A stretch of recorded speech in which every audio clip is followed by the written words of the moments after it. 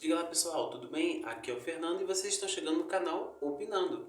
Bom, nesse vídeo a gente vai falar sobre a derrota do Vasco e todas as confusões que aconteceram após o resultado negativo para o time carioca. Para desenhar um pouco do que foi esse jogo, que é um jogo de 6 pontos, né? Porque o Goiás também está na zona de rebaixamento.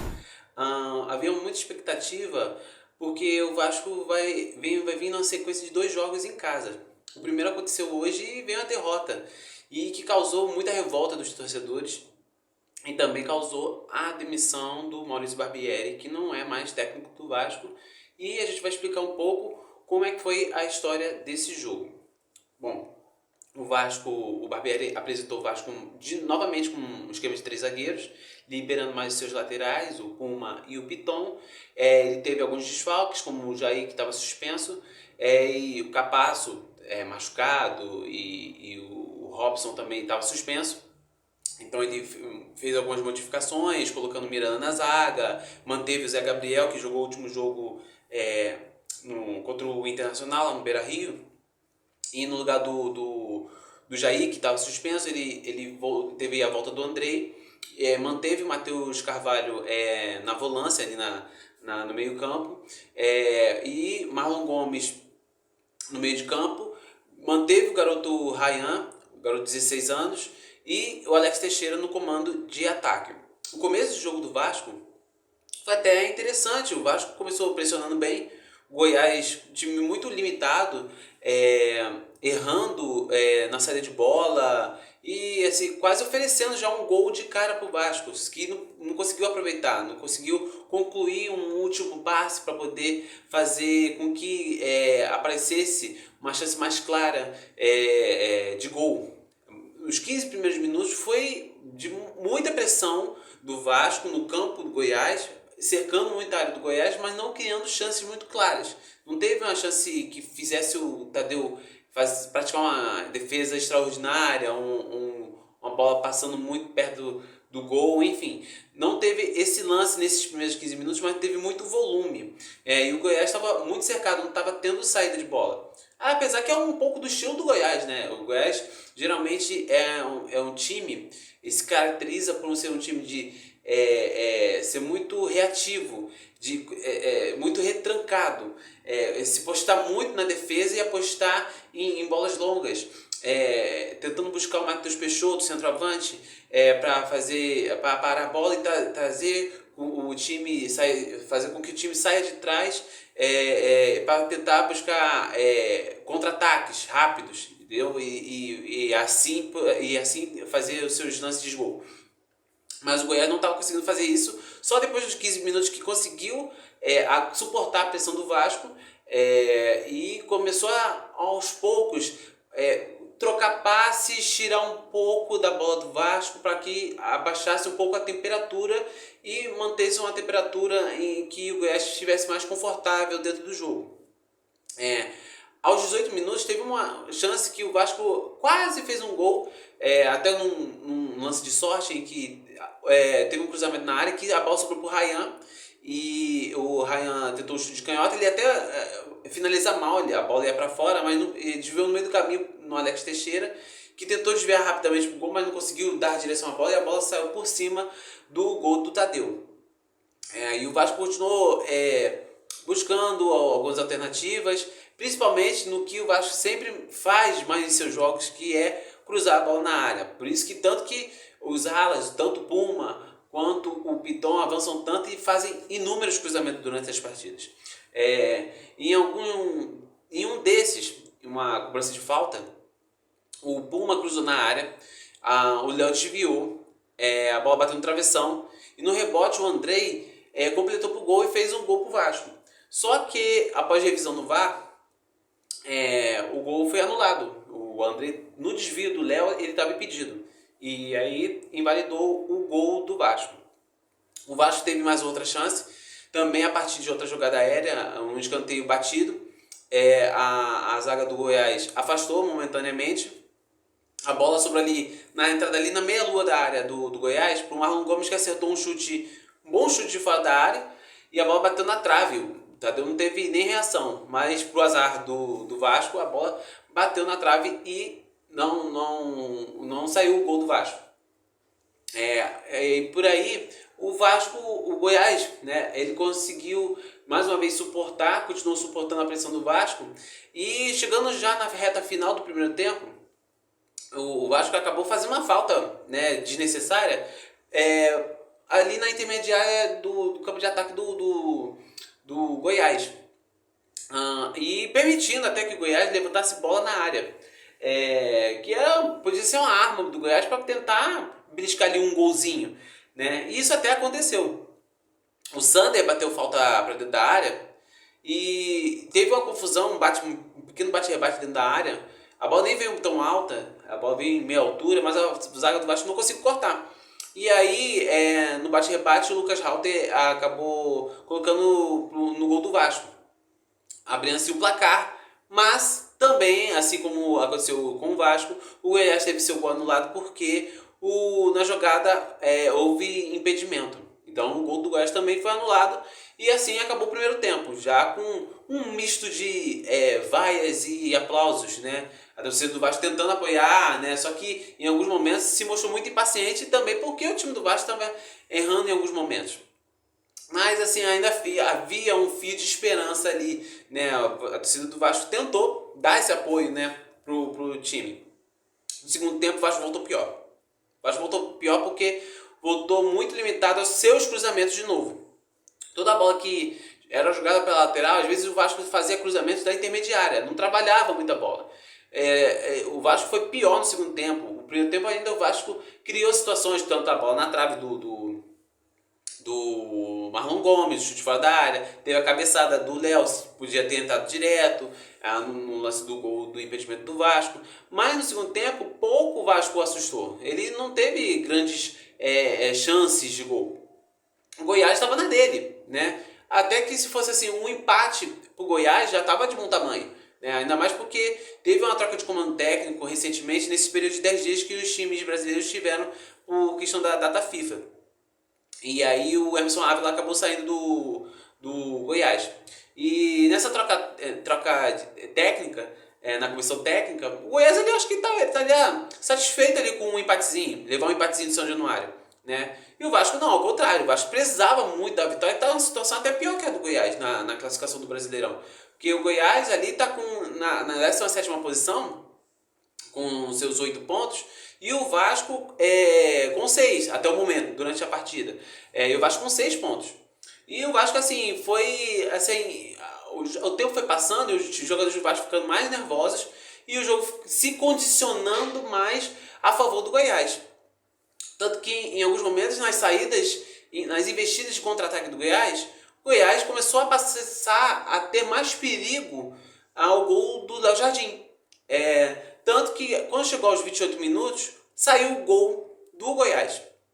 Um gol um chute até de certa forma, que o Morelli ali arriscou de fora da área, um chute até pareceu muito despretensioso, ele arriscou de fora da área, a bola foi no cantinho direito do Léo Jardim, mas o goleiro falhou. Né? Uma bola muito defensável, mas o goleiro não foi bem e acabou aceitando o gol do Goiás. E aí, para o desespero de toda a torcida do Vasco, começou a ficar extremamente revoltada em São Januário, começando a xingar o Barbieri. Já estava xingando o Barbieri já no intervalo, né, do jogo. E após o gol do Goiás, já encaminhando a reta final da partida, o gol foi aos 28 minutos, a torcida ficou super revoltada, alguns já indo embora, muitos ali ainda que estavam no estádio xingando bastante. Quando o Vasco trocava passes, o time era totalmente vaiado. Quando o Goiás começava a trocar passes, obtinha a posse de bola, a própria torcida do Vasco estava gritando olé. Então assim, o Vasco teve a reta final muito desesperadora e ainda teve uma chance. Tem uma chance ali ainda com o Pedro Raul, que a bola desviou e saiu pelo lado direito do gol do Tadeu. E a última chance que aconteceu ali na cobrança de falta, bem na meia-lua da área ali do Goiás. ali já aos 48 minutos do segundo tempo, já na parte final do jogo, e que o Figueiredo foi para coisa de falta. Há uma esperança de gol para os vascaínos, porque o Figueiredo tem um bom chute, mas ele arriscou o chute, a bola até passou pelo meio da barreira do Tadeu, mas o goleiro estava atento e conseguiu praticar a defesa impedindo o gol do Vasco, e assim concluindo o resultado de 1 para o Goiás, 0 para o Vasco, afundando mais ainda o Vasco, porque assim, o Goiás, mesmo com a vitória, não saiu da zona de rebaixamento, porque o primeiro da zona de rebaixamento, que é o Cuiabá, perdão, tem 12 pontos. O Goiás foi para 11 e ainda continua na zona de rebaixamento. Para você ter uma ideia como está a situação delicada do Vasco, que está em 19º lugar com 6 pontos, o primeiro fora da zona de rebaixamento do Cuiabá está com 12, então são 6 pontos, então já são 2 jogos perdidos, 2 rodadas perdidas para o Vasco, entendeu? E assim, vai ter mais um jogo em São Januário. Bom, teve confusões após o jogo, após a partida, né, o término da partida, em que os torcedores do Vasco acabaram causando algumas confusões, arremessando copos no gramado, latas de cerveja, latas de refrigerante, sinalizadores ali perto do túnel de acesso ao vestiário. Então, assim, não sei o que pode acontecer na questão dos mandos de campo do Vasco, como aconteceu no dia anterior com o Santos, né, que os torcedores vandalizaram, tanto que o jogo entre Santos e Corinthians nem teve, acabou antes da hora, né, o Voaden, o árbitro da partida do Clássico Paulista, encerrou a partida antes do tempo, deu declarada a vitória do Corinthians, e que o Santos acabou perdendo temporariamente, que ainda vai ter um julgamento, por um mês a torcida no estádio. Ele vai jogar com portões fechados. Então isso pode acarretar num problema no Vasco também. Ele pode perder o seu mando de campo dependendo do que possam avaliar. O Barbieri, após o término da partida, foi demitido. Assim, convenhamos, né, que o Barbieri acho que ficou muito tempo ainda no Vasco. A torcida, a diretoria, no caso, deu ainda muita chance pro Barbieri, só que o Barbieri vem com escolhas muito equivocadas em algumas partidas, retirando, por exemplo, o Gabriel Peck, que vinha sendo o melhor jogador do Vasco, botando no banco. São os laterais que, principalmente o Puma, que não vem bem, um outro jogador do Vasco que ainda se salva, como o zagueiro Léo, que ainda dá para passar, o goleiro Léo Jardim, que apesar que falhou no gol hoje, em vários momentos salvou o Vasco de algumas derrotas, por exemplo, contra o Fluminense, em que o Vasco foi bombardeado e o Léo Jardim salvou e ainda conseguiu 1 ponto para o Vasco ainda. Então, o Barbieri errou muito, teve tempo para trabalhar, porque o Vasco só tem uma competição, e ele não conseguiu resolver os problemas do Vasco. Em alguns jogos, o Vasco parecia que seguia o mesmo método, muito cruzamento da área, e tentou até mudar um pouco a formação, mas o time não apresentou tantas melhorias assim. E acabou que aí o Vasco vem de mais uma derrota. Se eu não me engano, é a 6ª derrota consecutiva do Vasco. O Vasco só ganhou a primeira, que foi com o Atlético Mineiro lá no Mineirão. O jogo aqui que o Vasco jogou razoavelmente bem o primeiro tempo. O segundo tempo ele até levou um certo perigo de perder a vitória pro Atlético Mineiro, de correr o risco de levar um empate. E de lá pra cá, teve um bom jogo até contra o Palmeiras, mas no segundo tempo também o Palmeiras teve chance de virar esse jogo. E de lá pra cá, jogo contra o Bahia, jogo contra São Paulo, Fortaleza, Flamengo principalmente, o Vasco vem jogando bem mal. Jogo contra o Inter, os 15 primeiros minutos já tinha levado 2 gols. Então assim, o Barbieri até ficou muito tempo ainda no Vasco. Ele teve tempo para trabalhar, mas o time não evoluiu. E agora? Qual vai ser o futuro do Vasco daqui para frente? Porque precisa de um técnico.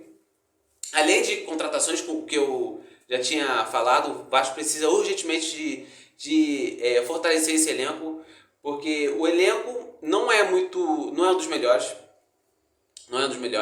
mas o que tem nesse momento ainda dá para dava para fazer um caldo, né? E o que o Barbieri não estava conseguindo fazer. Mas, sim, o Vasco precisa urgentemente, nessa janela que tá para acontecer, o Vasco precisa se reforçar e tentar, de algum jeito, com os reforços, encorpar esse elenco e tentar sair o mais rápido possível dessa zona de rebaixamento, porque já está se encaminhando para o primeiro terço do campeonato dado por encerrar. Né?